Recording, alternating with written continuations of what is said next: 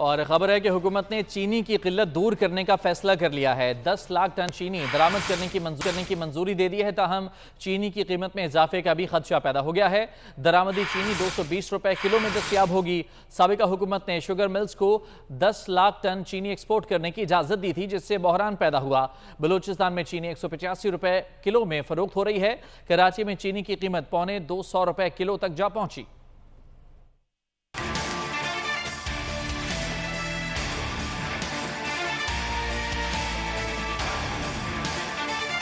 मुल्क में चीनी का बहरान जारी। कई शहरों में चीनी नायाब। चीनी की फी किलो कीमत 185 रुपए को छू गई। हुकूमत ने बहरान पर काबू पाने के लिए चीनी की दरामद की इजाजत दे दी। हुकूमत ने 10 लाख टन चीनी दरामद करने की मंजूरी दे दी। ताहम चीनी की कीमत में मजीद इजाफे का खदशा है। जराये के मुताबिक दरामदी चीनी 220 रुपए किलो में दस्तियाब होगी।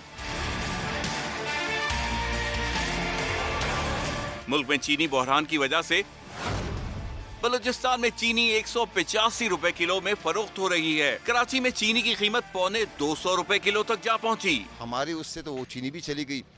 लाजमी है, घर में चाय पीते हैं, ऑफिस में चाय पीते हैं, तो चीनी का मसला है। सारी चीनी स्मगलर होके मतलब हमारे हमसाये मुल्क जा रही है, हमें नहीं मिल रही हमारी चीजें। जराये का कहना है कि साबका हुकूमत ने शुगर मिल्स को 10 लाख टन चीनी एक्सपोर्ट करने की इजाजत दी थी, जिससे मुल्क में चीनी का बहरान पैदा हुआ। नाज़रीन, मुल्क की सियासी सूरत हाल के पेश नज़र अहम पेशरफ्त हुई है। साबिक सदर आसिफ अली जरदारी ने दुबई में